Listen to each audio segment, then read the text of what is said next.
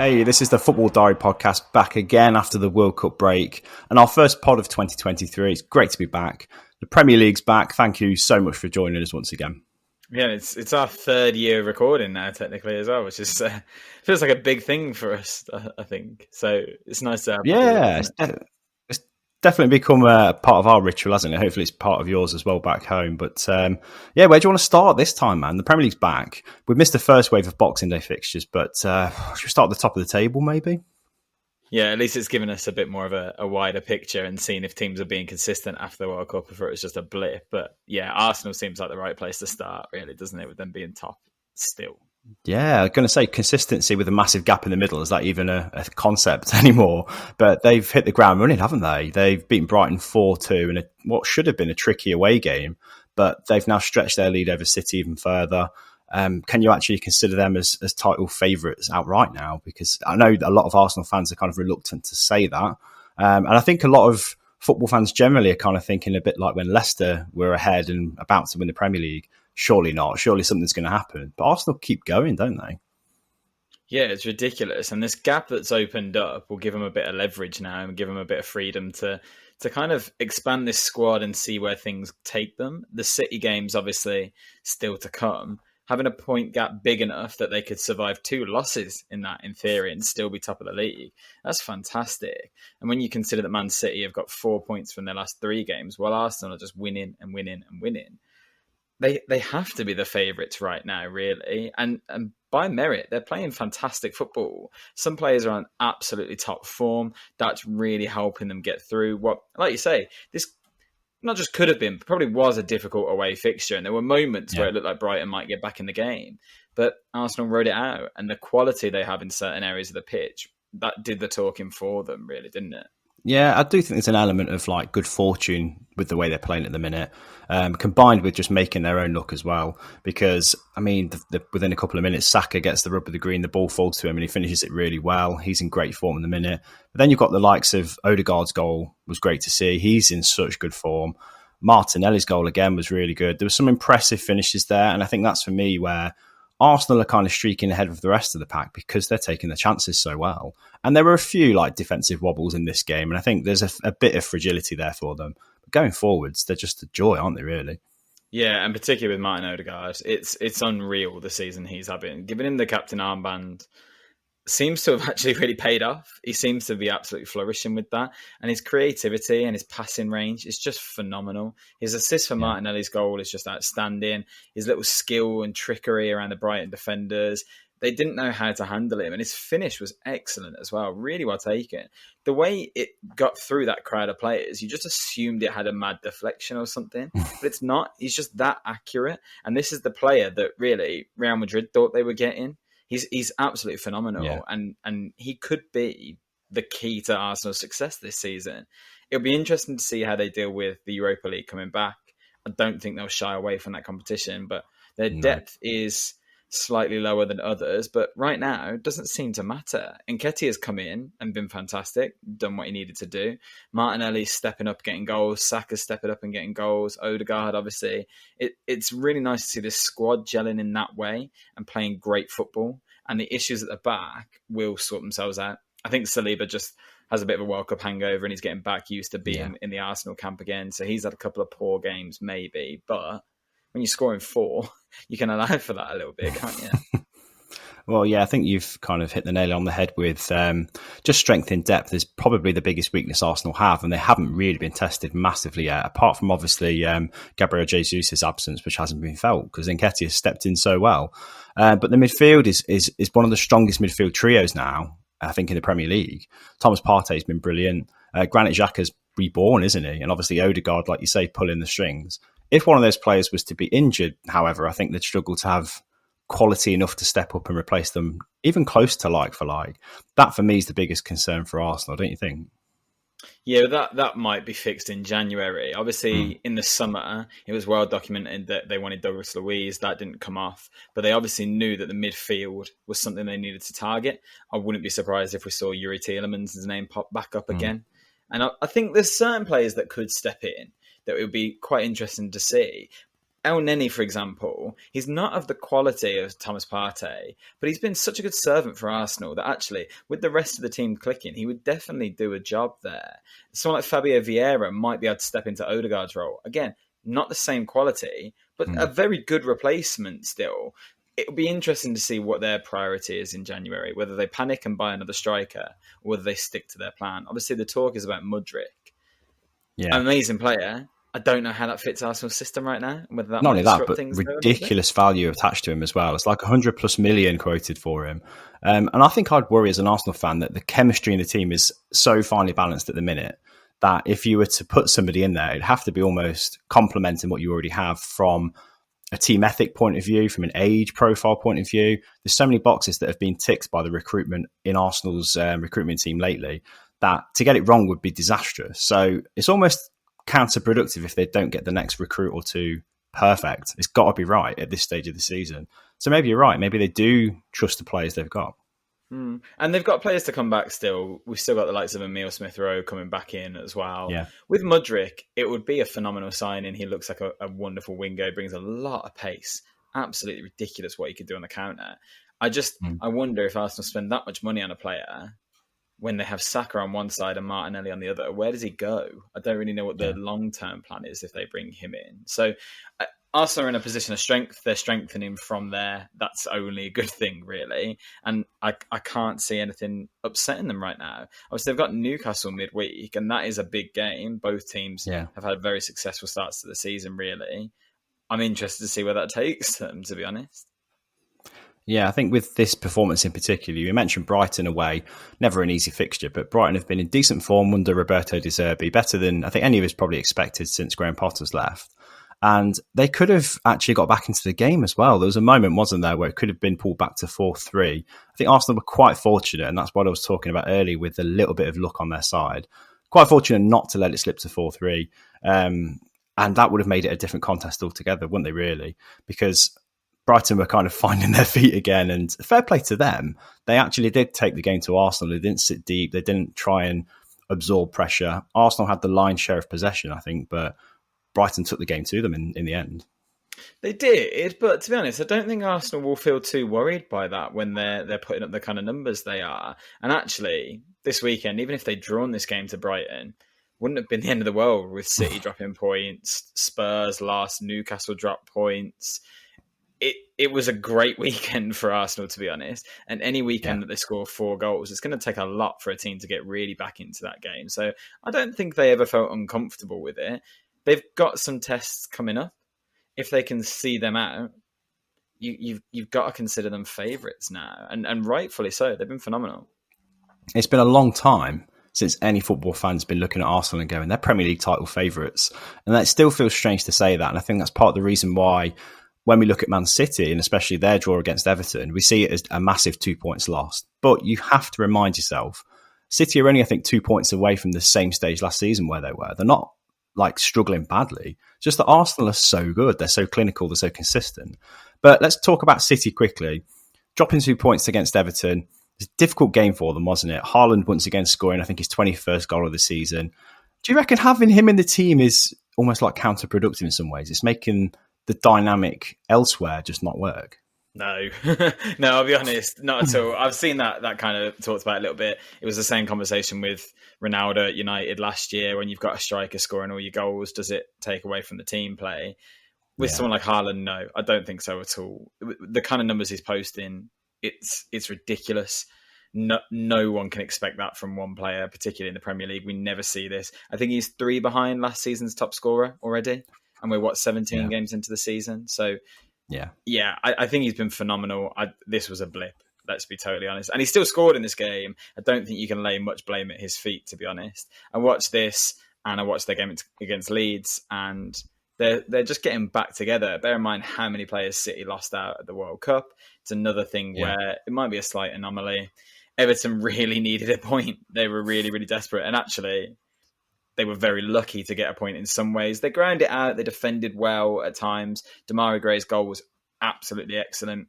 All you need to do is look at the XG of these two sides and know that really City were robbed. But that's okay. Everton won't care about that. You have to do some work to even get to that stage in a match, particularly when you're 1 down to Man City. I think it's a great result for them. I don't think it's enough to give them any real hope for this season. And I don't think it's quite enough to write Man City off yet either. It's just one of those odd games you get in the middle of a season, really, isn't it? Yeah, and like I say, I think just Arsenal's fine form has made any points drop from Man City look like a disaster. And it's really not. We know what City do in the second half of every season, without a doubt. They go on a run. And it's not just any old run. It's, 10, 15 games unbeaten. Not even unbeaten, 1 in a row. And that's still to come, I think, from City. And I think the sort of second half and even the last third of the season, when squads are really going to be tested, that's when City will probably come to the fore very slightly. But those 2 games between City and Arsenal, they look tasty by the game week, don't they? Yeah, I can't wait. Yeah, they're going to be absolutely phenomenal. We've got some good games this week, to be fair, because obviously, like I say, Arsenal have got Newcastle, and City have got Chelsea, who are struggling in their own right. So it's really competitive at the top. But the more Arsenal open this gap up, the better for them, really, at this stage. You wouldn't have dreamed of 7 points ahead of City at this time of the season. So Arsenal title favourites, you think? Too early to write off City, however. Everton, put up a good fight. And it was interesting to see the weird contest going on between Ben Godfrey and Erling Haaland as well. He was really fired up for that, wasn't he? He wound him up somehow. I'm not sure what he did to wind him up. I mean, there was that tackle in the first half, but it was pretty innocent. And Haaland just seemed to have it in for him for the rest of the game. Yeah, it's quite funny to watch, really. But still got his goal. He's on absolute fire at the minute. The rest has obviously not done him any harm at all. But in terms of the title race, is it beyond those 2 teams? Can you count Newcastle in that? Because Eddie Howe in his post-match interview didn't rule out the fact that they could run for the title. But how good are Newcastle? Do we even know yet? They've had a weird kind of return to Premier League action since the World Cup. They obviously convincingly beat Leicester 3-0, but then drew 0-0 with Leeds. So where do we put them now? I think that's exactly what you expect of a side like Newcastle, who are still kind of developing their squad, still quite new under a manager that's bringing them some sort of success on the pitch. Results like the Leeds one happen, and I think they're still developing their identity as well, and we'll get a better picture of where Newcastle are by the end of January, both on results, because they've got some difficult games, and who they bring in. It'll be really interesting to see if they kind of fast forward their investment plan a little bit now that they are in the conversation of at least the top 4, maybe more. I don't think they'll have it in them for this season, but it's scary because if they're already at this level, where could they be next season with 2 more transfer windows? Eddie Howe's doing an absolutely fantastic job there. There's players there that are really shining. Almiron came back from the World Cup break and scored again. It didn't look like that affected him. So, yeah, Newcastle, I think they'll be finishing the top 4. I'd be really surprised to see them drop out the top 4 at this point, but probably too soon for a title. We'll see what they do in January. They could go out and just go absolutely mad in January, and all of a sudden we've got a completely different squad to talk about. That could disturb them. Yeah. Who knows? They're really unpredictable, but I think they'll cement the top 4. I think the transfer policy, it's been phased quite nicely so far. They targeted what they really needed urgently, and that was the defence. And the defence looks great, really solid. So, yeah, I think any quality, any stardust in the kind of mould of Bruno Guimaraes, if they can get a player like that again for a decent fee, they could really start building a proper team, couldn't they? Because there's still a few weak areas in that Newcastle starting 11. Yeah, I imagine they'll sniff back around James Maddison and see if they can bring him in. Yeah. I imagine they'll want at least 1 midfielder and 1 winger. The interesting one for Newcastle is up front, because they've got Callum Wilson, fantastic striker, pretty injury prone. Got Alexander Isak, an amazing signing, but he's been injured pretty much the entire time they've had him. And then Chris Wood, that was a bit of a filler signing last January, wasn't it? I don't want to sound disrespectful to Chris Wood, but that's not someone that is going to catapult you into a title race. So I wonder how ruthless they'll be in January and whether they might write a few players off that have otherwise been pretty good servants for him. You can't imagine we'll see a lot more of the likes of Jacob Murphy or John Joe Shelby after a couple more transfer windows, can you? So maybe Newcastle will act quickly in this window. There's definitely players on the market. And after the success that some people had at the World Cup, there'll be a lot of players on their radar too. Yeah, interesting project to watch develop. And I think we'll both agree that they're ahead of schedule from where we thought they'd be, that's for sure. Can you remember last season we were predicting them for the drop? It's been a big turnaround since those days, hasn't it? But I want to get your thoughts on another top 4 contender who having a bit of an identity crisis as well, and that's Tottenham. Now, they were convincingly turned over by Villa 2-0, which obviously you'll be pleased to talk about in a moment. But if we can start with Spurs, first of all, their form's been so indifferent. And since the break for the World Cup, they've just been just as inconsistent, really, haven't they? They struggled and laboured to a 2-2 draw after going behind as well on the Boxing Day fixtures. And then losing to Villa this time around as well, with some really defensively frail displays from a lot of their players. What's going on there? Is Conte even going to stay? What do they need to get some kind of stability in that team?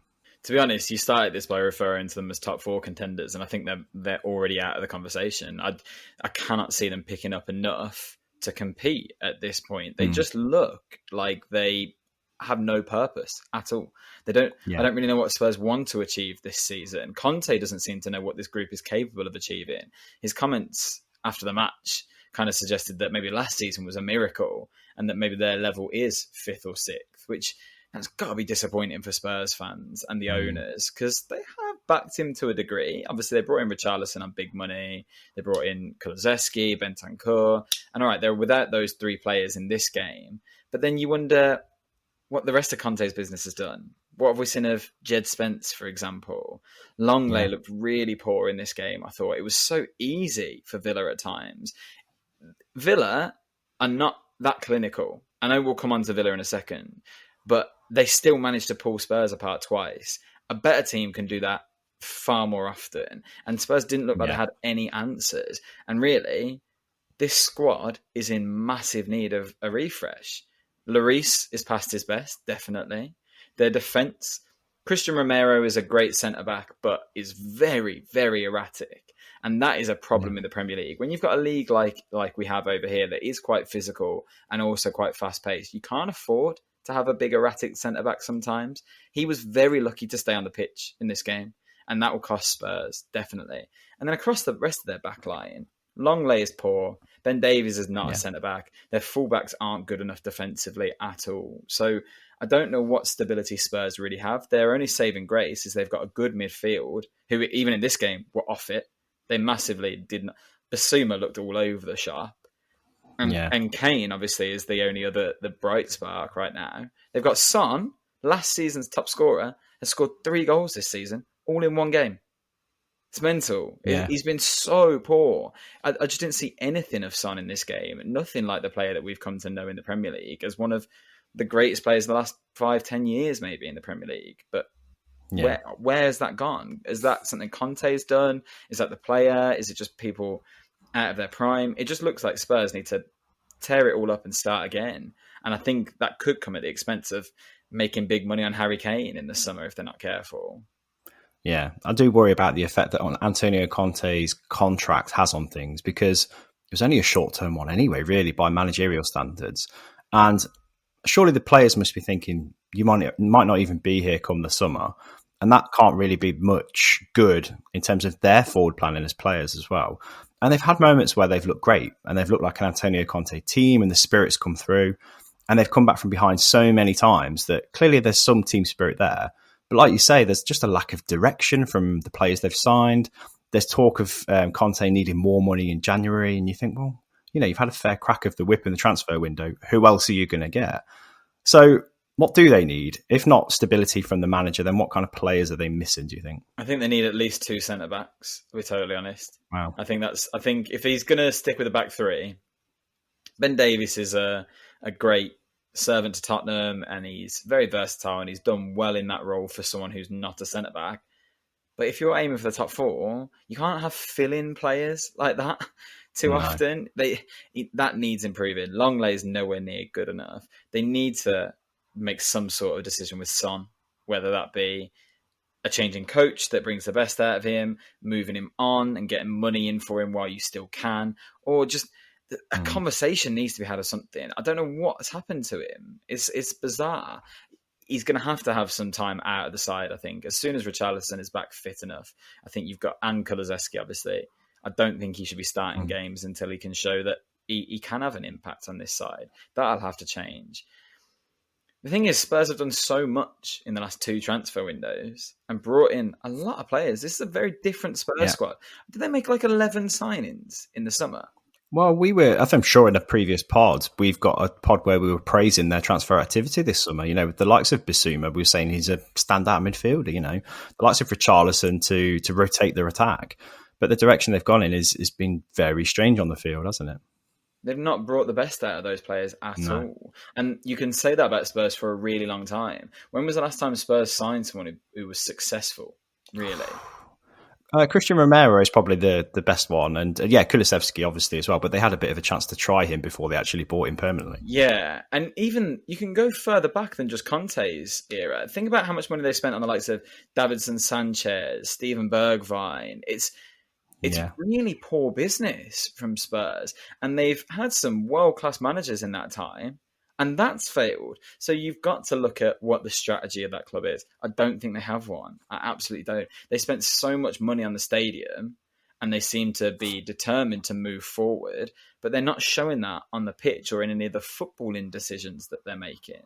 I mean, you go from Mourinho and don't like the football he's giving you. You bring in Nuno Espirito Santo, you don't like the football he's bringing you. You go to Conte. I can't see the process in that. There's no clear strategy. There's no plan, really. You're moving really similarly in the market, really, and not addressing that with the right players. If Conte is setting up to defend and then break teams down the last 20 minutes, you need good defenders. They've not brought that in. That seems obvious to me. It's a bizarre one, and Conte doesn't look happy at all, and that looks like it's set to blow up by the end of the season, isn't it? Yeah, well, you've sort of said a few things there that sound so obvious. All he needs to do is this, all they need to do is that. And I think from the outsiders, you can see Spurs and what they need, what ingredients would make them work. And that's the most frustrating thing, because I think most neutrals want Spurs to do well. You want Spurs to challenge. They've always been on the cusp of top four or even the title briefly. And it's sad to see them sliding. And I think they will. I don't think they'll be in top four. I agree with you.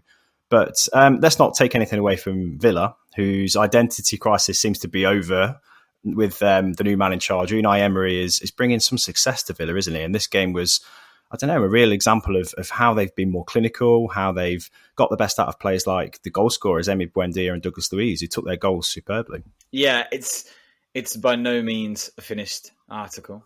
And there's definitely work to be done in January. Emery will be really excited for that transfer window. But he's had 4 games now. We've had Brighton, Man United, Liverpool, and Spurs. You could have easily said Villa would get no points from that. They've walked away with 9. Yeah.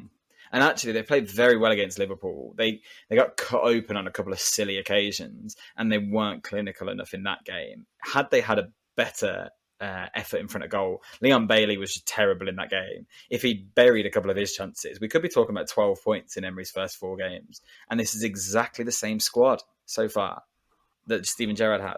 There's no one new in it. Yeah. And he's not done anything too radical, really, other than just play players in their best positions.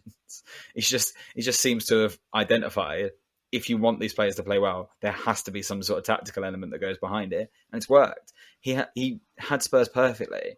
He didn't attack them too much in the first half. He sat back, let them try and control the play and defended. Because he's seen what's happened if you go at Spurs in the first half. They come out in the second half for you.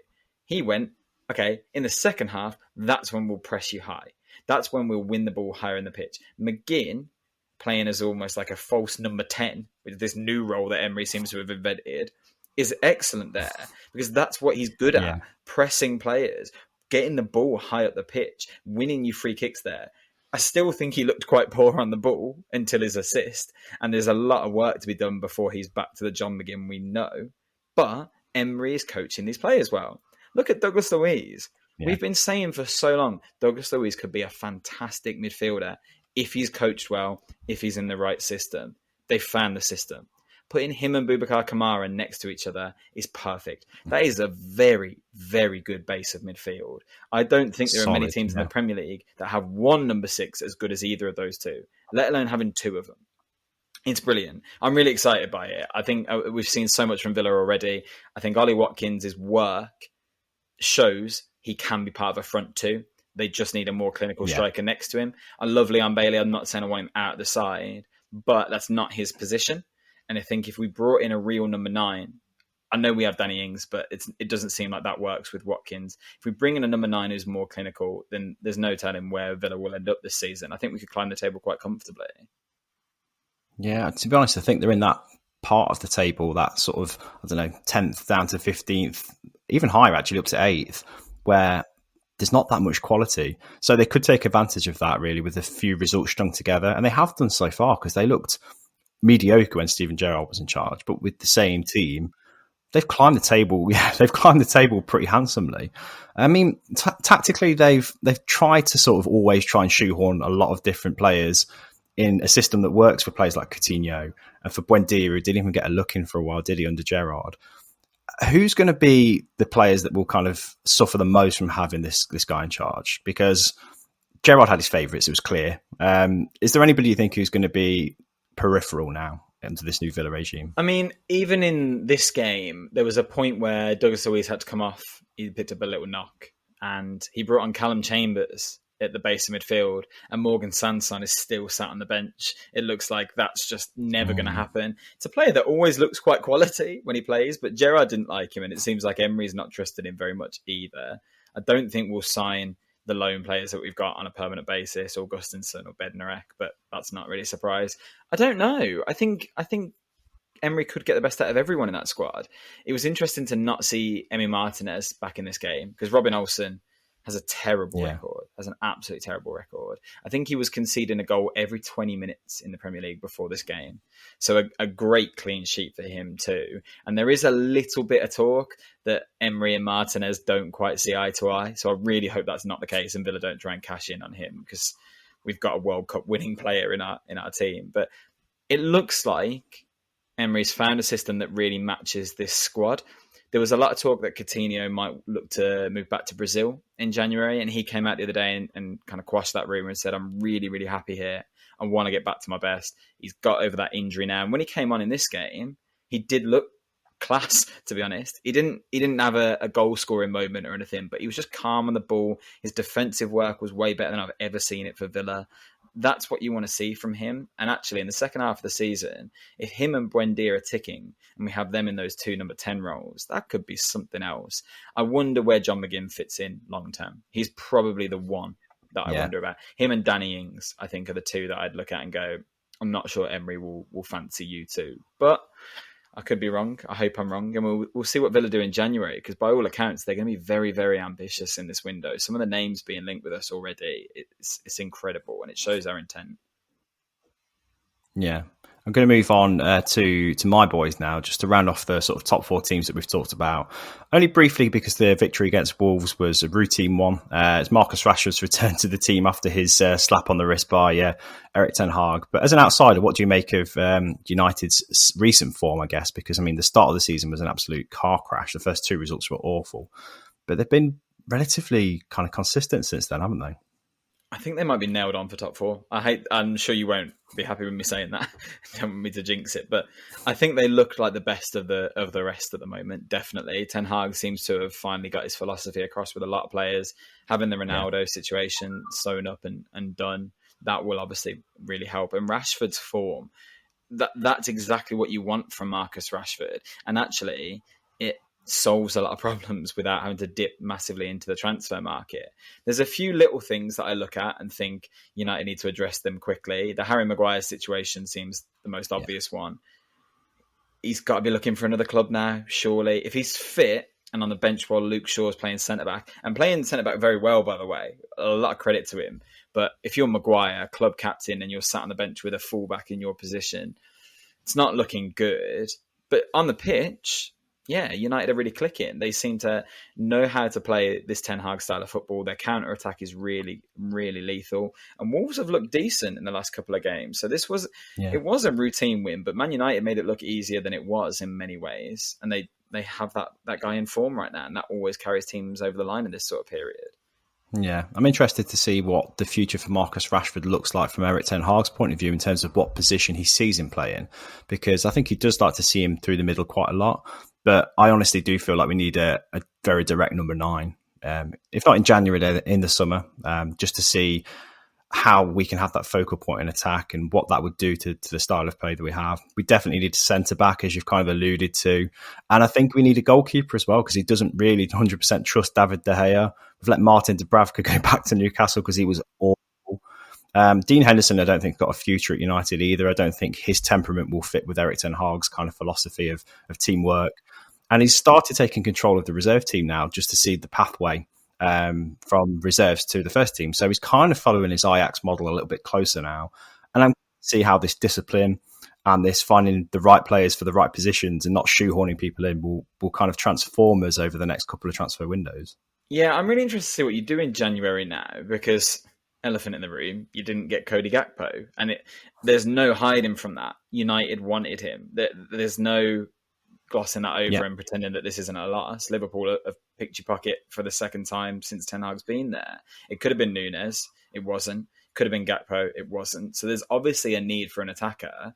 I'm not sure who that is in the market now, because the players that you were looking at in the summer, some of them have dropped in form. Some of them now look unattainable. If you look at Victor Osimhen, Napoli are not going to sell him in January while they're competing for the title. Definitely not. If you look at Tammy Abraham, his goal scoring form has been woeful this season. He might not be a player that United are even considering anymore. So there isn't an obvious player to fill the void at Man United, I don't feel. Obviously, João Felix is one that's being talked about for all Premier League clubs. Chelsea, Arsenal, United, even Villa got mentioned for him. So he might be one that United go for, but I don't know how well that fits what Ten Hag's trying to do right now, or how well he fits the side. I think he'd probably come in and replace Martial, maybe. I don't know. Yeah, I think it's another one. Martial is not 100% convinced by him either, just from a temperament point of view.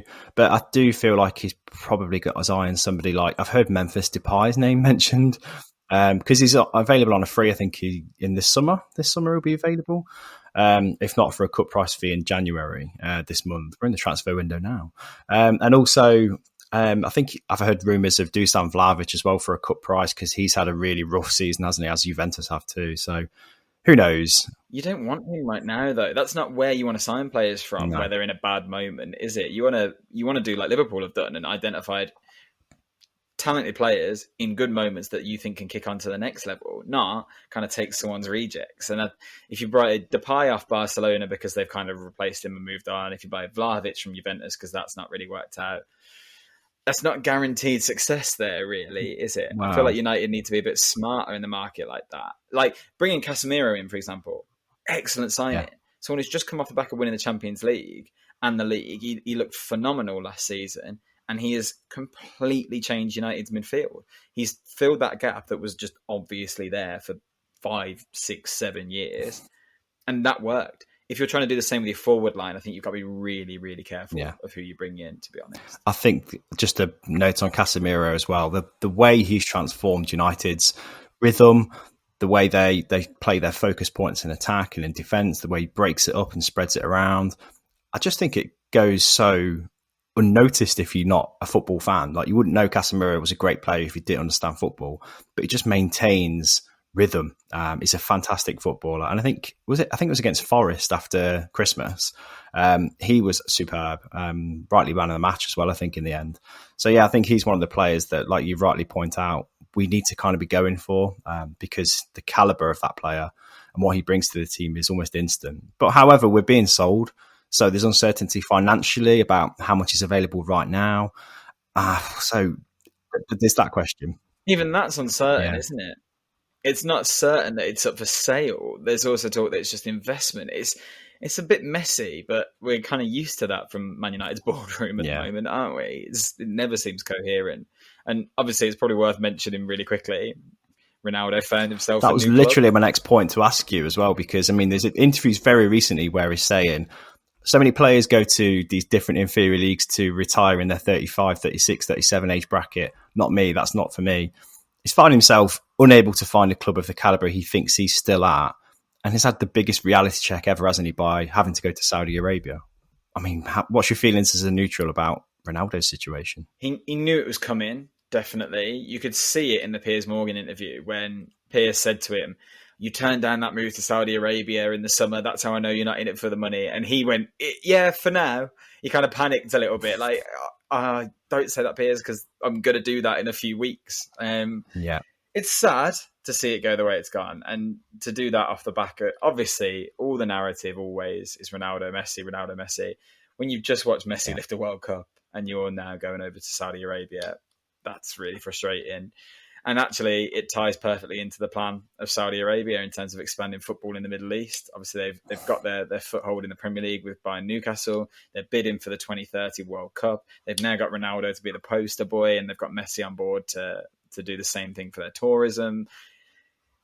It's growing, and in some ways, that's wonderful, and it should happen. Football is everyone's game. It's the world's game. I want to see it be successful in all corners of the globe, as long as it's presented in the right ways and done in the correct manner. The money Ronaldo is on out there is absolutely terrifying and almost feels unethical. I never want to moan about what a footballer earns, because at the end of the day, if a crazy billionaire wants to come to England and pay a player £300,000 a week and half of that goes into our tax system, okay, that's just what the market value is. It doesn't stop me from sleeping at night. I don't think it's brilliant either. It's one of those things. But Ronaldo's figures, it's frightening. Something like $6 a second or something like that. $8 a second. Yeah. That's just frightening money, isn't it? Obscene. And it's not what he's worth right now either. I think that's the biggest kind of realization he's probably had. I don't know, has he? But we definitely have as football fans, is that he's not at that level anymore. And I think leaving United was in a football the worst thing he could have done. But commercially, it's worth it. Yeah, maybe. I mean, that's proven with their followers on Instagram or something have kind of quadrupled or something since he's been there. But from a Man United fan's perspective, really sad. I think he still had part to play in our squad. He could have passed on so much knowledge to this Man United team. He could have stayed in the system, become a coach. But no, he wanted to be the number one. And the only way to do that was to go to a club that would literally make him the biggest asset that they have, and that is sadly a club in Saudi Arabia. So yeah. Well, I don't know. We all saw Vincent Abubakkar's chip in the World Cup. I'm not sure Ronaldo's even the best striker they've got there right now. I think, like you say, in the year that Messi lifted the World Cup, it is kind of the greatest contrast between the two now, isn't it? And I know there's a couple of years between them, but you'd like to think that Messi would know when his time is up and kind of bow out in a graceful way. Ronaldo's gone the least graceful way probably could. And he had it there for him to finish on a high with either United or Sporting even, and he chose not to. So yeah, sad for football, but good luck to him nonetheless. That's all I can say. But that's it for today's pod, I think. Just one quick mention, another sad note for football, sadly, but Pele passed away the other day. Ah, God, yeah. Do you know what? That's something that I shouldn't have overlooked, really. But yeah, what a huge, huge figure missing from the game of football now. Yeah, that's a real sad loss. And I think when you see any Brazilian player this weekend, even in England, and the impact it's clearly had on them, the tributes that were happening across the Premier League for a player that never played in this country other than for the odd friendly or an international fixture, you can see his impact on the game. One of the most influential footballers of all time, if not the greatest footballer of all time. It's sad because obviously we lost Maradona as well, and Pele. It's bizarre really to see that kind of sphere changing so much. But yeah, it's sad loss in football. It is, but I think even the generation like ours, where we didn't really see him play, we've only seen grainy video clips, and we don't know how good a player he is. We only know what we've been told to an extent, but his impact on the game was huge, and I think that's one of the things where kids, I guess, from our generation and younger, will kind of go, well, who influenced football the most out of all these players? It was probably Pele, and his influence on World Cups, especially on the international stage, was huge. So yeah, huge loss. I saw a compilation the other day, and obviously that's how football's consumed these days, compilation videos on Twitter. But a video of Pele doing various different skills or things that all of our favourite modern footballers have kind of done and made famous, like way before they've ever even existed. And it's scary to see the technical ability he had in a game that actually wasn't built like that, didn't have the modern facilities, the modern training systems, the kind of pitches, technology available to him that players now have. But what he was able to do with the football, frightening, absolutely phenomenal. So yeah, a real sad one. Yeah.